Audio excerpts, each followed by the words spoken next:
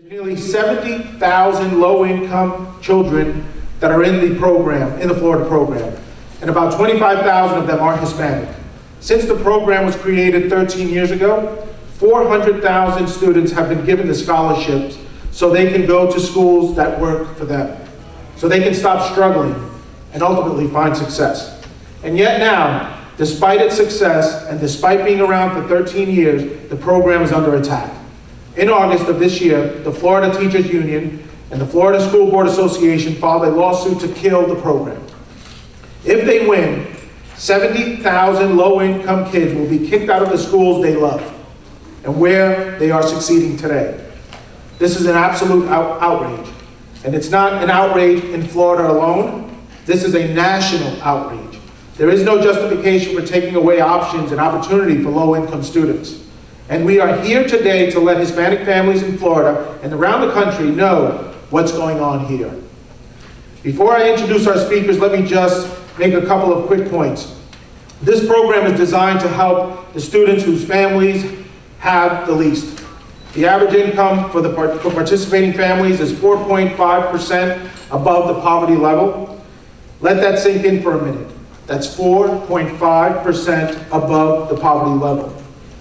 We know from research that these students are the ones who struggle the most in public schools. We also know from the research that now in their new schools, they are making steady progress. And let me make this quite clear. This is not Democrat versus Republican. This is not public school versus private school. I'll let the other speakers get into that more, but it's a point worth repeating. The vast majority of low-income students in the state, including the vast majority of Hispanic students in the state, are enrolled in public schools. So why would any of us support anything that hurts public schools? The obvious answer is we don't. We want to both strengthen public schools and expand options to help parents find the best fit for their children. Those are not mutually exclusive goals. They are complementary goals. If some of us up here sound passionate about this, it's because we feel an incredible sense of urgency here. We know what the statistics show for low-income kids, including Hispanic kids. Here's one of the many stats that we could point to make the case. In 1998, Florida's low-income fourth graders scored near the bottom of the nation in reading. In 2013, they ranked #1. That didn't just happen. It happened because a lot of work. But here's the sad thing. Even at #1, only 27% of Florida's fourth graders are reading at a level considered proficient. Let that sink in. Only 27% are proficient in reading. We know the world is not waiting for our students to catch up. This is why we need options. This is why they need all hands on deck today. If some of us up here sound a little bit frustrated about this, it's because we are. We are tired of the misinformation that continues to constantly circulate, and we are tired of the critics claiming that this is draining money from public school, where every single study shows that it simply does not. We are tired of those claiming being repeated without being challenged. Just the other day, the South Florida Sun-Sentinel, one of the big newspapers here in our backyard, wrote an editorial supporting the lawsuit against the program. The editorial was filled with blatant errors, and yet, confronted with the facts, the paper still refuses to write a retraction. Let me end by, again, emphasizing this point. What happens here in Florida with this program and these children and with these parents is a national issue. Anybody in the country who cares about low-income students, including the millions of Hispanic students among them, should be watching what's going on here in our state. At this point, I would like to invite Valentin Mendez, who is a recipient of the Step Up for Student Scholarship, and a fine young man to share. Enough to help me, to make the bullying and the other bad things stop. I cried a lot. I wasn't thinking with my head and my heart. I was thinking about my schoolwork.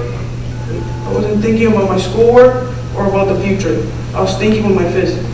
Everything changed at my new school, everything. It is safe. There's discipline. I'm not just a face in the crowd. Now I am learning. Now I make all A's and B's. But I get upset when I make a B. I'm upset My mom says she doesn't believe in bees, and I don't want to let her down. I can't imagine what would happen if my scholarship was taken away. I can't imagine going back to my old school. I know I wouldn't be challenged academically, and I know I wouldn't be learning. I also know I wouldn't be making my family proud. My mom works as a cashier at a gas station. She works the night shift. My dad works at a tire shop. I see them both working so hard. They are working so hard because they want me to have a better life. So now I'm in school. I'm working hard for them. I want to make them proud. I am glad I am in the school now where I can make them proud.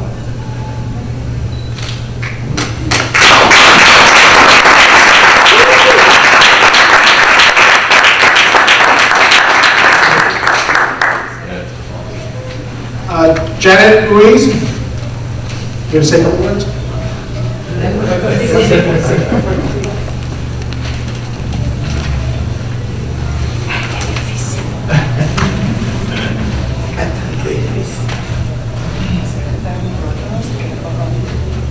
Buenos días. Good morning. Good afternoon. Buenas tardes. Quisiera hablar hoy de la beca Startup para estudiantes y la diferencia que ha hecho en la vida de mi hijo Valentín.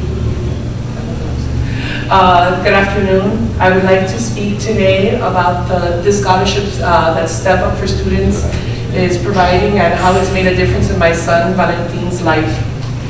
Y cómo le ha cambiado el rumbo de su vida. And how it's changed the course of his life. Valentín era un niño que estaba teniendo muchos problemas. Valentin was a boy that was having many problems. En la escuela pública por dos razones. Primero, In the public school for two primary reasons. el no saber inglés, He didn't speak English, y el segundo problema de bullying. and the second reason that he was having issues was because he was being bullied. Por estas razones, Because of these reasons, él ya no le gustaba la escuela y pasaba su tiempo triste y deprimido.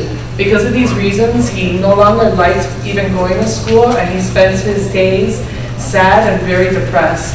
Él llegó a una etapa tan mal He got into this really bad phase que yo lo mantuve en casa por 2 semanas. that Janet actually kept him at home for a period of over 2 weeks. Ahí es cuando yo tomé la decisión de sacarlo de la escuela y empecé a buscar otro lugar. And that's when she made the decision to take him out of the public school and try to find a solution for the problems that he was having. She began searching for a different school. Otro lugar que lo pudiera ayudar. She began searching for a place that would be able to help him. Y encontré la Progressive School. And I found La Progresiva Presbyterian School. Ellos son los que me informaron sobre la oportunidad de obtener una beca. They are the ones that gave me the information so that I would know that there were these type of options available to us, the option of a scholarship. La beca Startup para estudiantes que ayuda a familias como la mía, que no puede costear una escuela privada. That this type of scholarship that Step Up for Students provides, that helps family like mine that wouldn't be able to afford a private school. Ahora yo estoy muy feliz. Now I am happy. Hoy por hoy mi hijo Valentín está destacándose en la escuela. Today, my son Valentin, he is going above and beyond in school. Everyone knows how well he's doing. He really does do well. Él ama su escuela y los estudios. Habla, lee y entiende inglés. He loves going to school. He loves studying. He reads, he speaks, and he's very fluent both in English and in Spanish.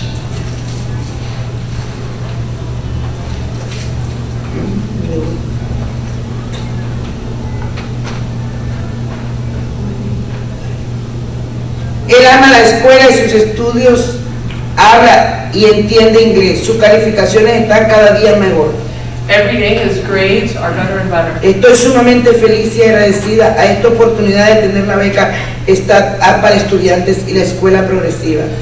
I am very happy and grateful that this opportunity was given to us to be able to have this Step Up for Students scholarship and the School La Progresiva.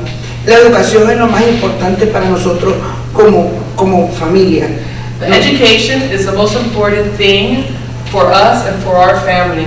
Nosotros decimos que la persona sin educación no tiene futuro. We at home say that the person without an education does not have a future. Ahora puedo decir que Valentín está preparado Now I can say that Valentin is prepared y que va a tener un futuro.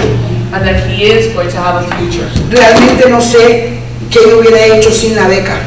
Truly, I don't know where I would be or what I wouldn't have or what I would have done without this scholarship. Dios mediante no la van a quitar. God willing, they won't take the scholarship away. Gracias.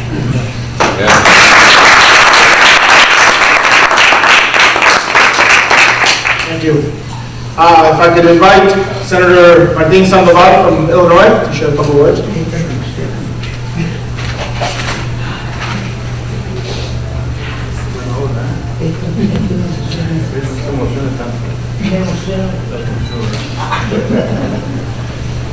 Buenos días. Good morning. I'm Senator Martin Sandoval and Senator Marty Sandoval from the great state of Illinois. I am here visiting and attending the H-CREO Summit as an opportunity for me to learn more about education reform in this country. I come from the land of Illinois, the land of Lincoln, the land of Obama, the land, my former colleague, the land of Democratic mayors like Richard M. Daley and Rahm Emanuel, who have constantly supported increasing opportunities for all children in Illinois, in Chicago, as well as Governor Pat Quinn, Democratic governor, who continues, and even in his final days of his term, to continue support creating greater opportunities for all children of Illinois, and the land of Bruce Rauner, our new Republican governor that just recently got elected, who has made his mark in the private sector by providing greater opportunities for the children in Illinois. And now, so both in a very bipartisan way, Illinois has been a leader in the Midwest in trying to provide alternative opportunities, greater opportunities for the children in Illinois as it relates to education. Clearly, the corporate tax credit scholarship program that we recently have been talking about, the testimony from this young man here in Florida, has helped tens of thousands of families to access quality education for their children. Rather than be against the program that families access a quality education for their children, rather than be against a program that has had a positive impact in communities, especially those that look like communities, I represent back at home in Illinois, which is nearly 80% Latino in my backyard, including myself and my wife, who's from Mexico, and my 3 children who are Mexican. We should be looking at ways of improving and expanding them. I know I have. And even in the light of leading an effort to build neighborhood schools, Chicago public schools, one is named after my late sister, who is a Chicago public school union teacher. The school today is named after her, Socorro Sandoval Elementary. I've also been a lead proponent of finding and investing in alternative opportunities to provide greater opportunities, educational opportunities for the children of Illinois by securing a $98 million appropriation investment in expansion of new schools in Chicago. Many of us in Illinois are looking for ways to improve the quality of education to our own students, and we see expanding options and opportunity as part of it. As we go down that road, we will be looking to states like here, Florida, and to programs like the Florida Tax Credit Scholarship Program for guidance on what works for kids. At the end of the day, that's all that anyone should be concerned about, what works for kids. And this is a prime example. This young man is a prime example that the Florida Tax Credit works and is successful and is making an impact in the future leadership of Florida. We want to see that in Illinois, perhaps. This is not a partisan issue. People would like to say this is about Republicans, this is about Democrats, liberals versus conservatives. This is about expanding education opportunities for low-income children, including untold number of Hispanic children, who often the least options, and who have the least options and the fewest opportunities. This is about giving parents more power to select what's best and what works for their children. In light of my efforts to build neighborhood schools many years ago, like the Sandoval Elementary, I selected a parochial school to send my children. I exercised judgment and choice to provide the greatest and best opportunity that money can buy for my children. I sent them to St. Paul Elementary in Chicago. That was my choice. And it should be the choice of families throughout this country. The Florida program has been around a long time. In fact, for 13 years now. It is a national model. One that perhaps that I'm going to be studying over the next few days and weeks as a possible tax credit for the people of Illinois. Over the years, there's been a study after study of the fiscal impact. And over those years, the program saves taxpayers money, and it doesn't hurt funding for public schools. It's a fallacy for those naysayers that it takes money away from the public schools. That actually helps the public schools. It's revenue that public schools would not benefit from. And so we know now that while scholarship students struggled academically before they got the scholarships, they are now making good progress in their schools. These are positive and encouraging results. They show that most vulnerable children are being helped. This is not about private school versus public schools. I support public schools, like Sandoval Elementary in Chicago. I know what great work they do.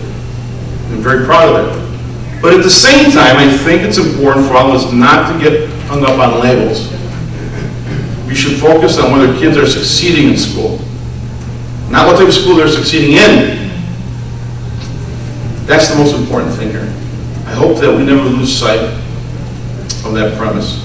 I want to thank you, and I've today witnessed the impact of the Florida tax credit on this child, and if this is reflective of the impact that it has had, it's clearly something that should have a home, like in the great state of Illinois. Thank you.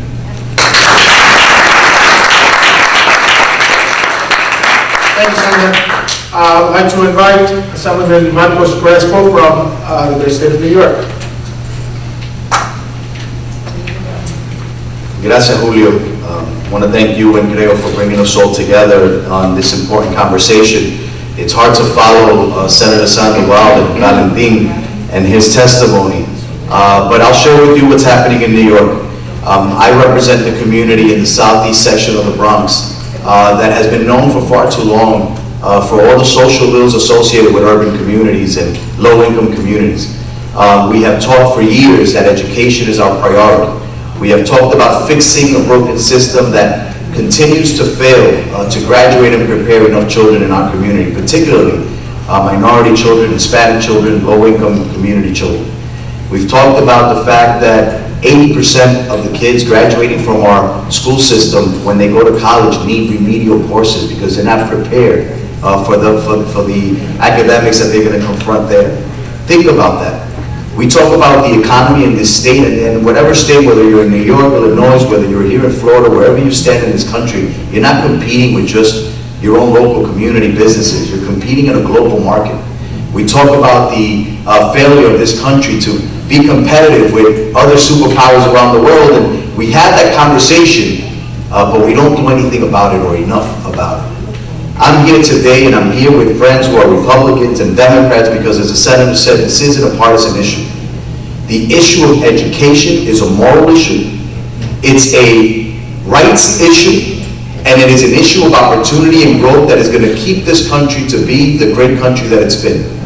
We cannot do that without preparing the next generation. We cannot achieve that without empowering our young people to be the leaders of tomorrow. We say that far too often as a punchline, and not as a real goal and as a commitment for anyone, regardless of what label you use to describe yourself or your politics.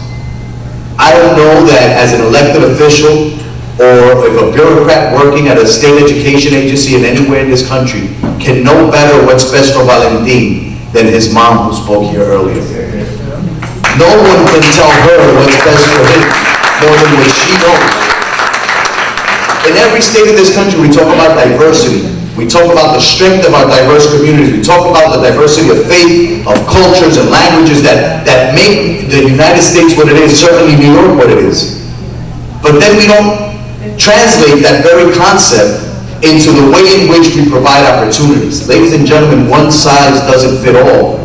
And when a system that has been what it is for far too long continues to not do enough, there's success stories, but for every success story there's a failure.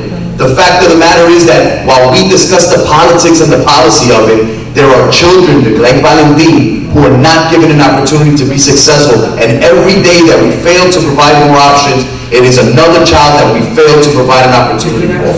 And that has to change, and that's why I'm so proud to be here. To figure out what can we do better. And so Florida has given us a framework for something that works. To allow those that have resources to invest in education and better opportunities for those children from families who don't have the means to make the choices that the senator made in his life, that I made in mine. I shared a story last night about my stepdaughter, who was told by her traditional public school in the Bronx that she had a learning disability and that she had no future, and that, the truth was that the parent, we had to accept that she was just going to be one of those students that didn't have the skill sets to be successful. She was denied opportunities and services. And it wasn't until my wife and I made the difficult choice and the financially difficult choice to be able to put her in St. Raymond's Academy, a Catholic school in the Bronx, where within a year, she was able to not just show the naysayers that she could be successful, but now she is in another Catholic high school in the Bronx, an honor roll student, and a good volleyball player on the team. That is the stories that we want to hear more of Valentin, like my stepdaughter Leodalis. And I'll tell you about another young lady who grew up in the South Bronx, who grew up in the project. She grew up in Bronxdale houses, a neighborhood known more for crime activity and drug use than for anything else. A neighborhood where if you weren't from the Bronx, you wouldn't dare go visit. At a time when poverty was rampant, crime was rampant, the traditional stereotype of a young Latina living in a single-parent household in a low-income family. And if you look at the statistics, the only thing there for her was to be another statistic of failure. But the parent wanted more for her and made the sacrifice to put that child in a Catholic school called Blessed Sacrament. That child received an education, a foundation for the future growth that took her all the way to becoming the first Puerto Rican woman to serve on the United States Supreme Court, Justice Sonia Sotomayor. And I stand here today as the Assemblyman who proudly represents a development formerly known as Bronxdale Houses, now known as Justice Sonia Sotomayor Houses. And that wouldn't have been possible without that sacrifice that that parent made.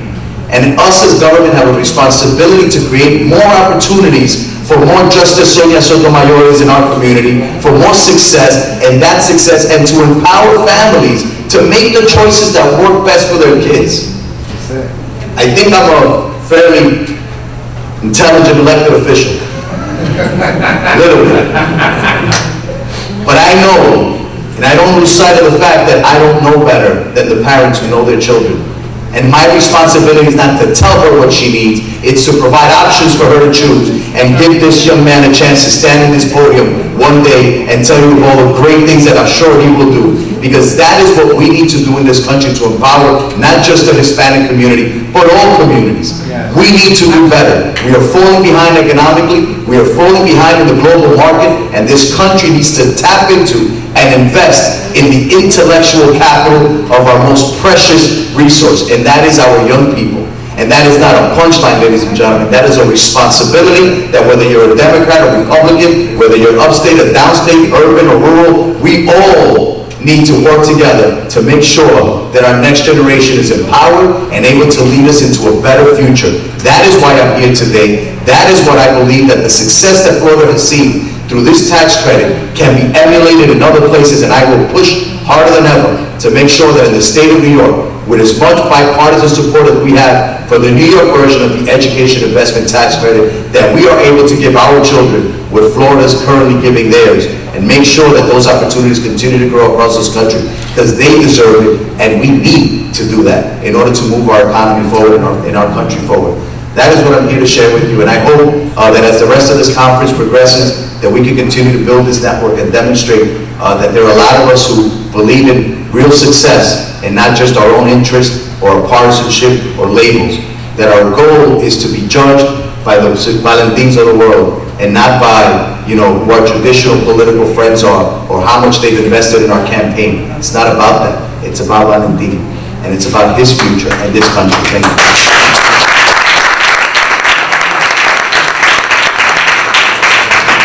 Thank you. Well, that concludes this. We have any questions from anyone? I'll take that as a no. Thank you all for coming, and if I can invite you all to attend the opening session right next door, and we'll get started there in 10 minutes. Thank you.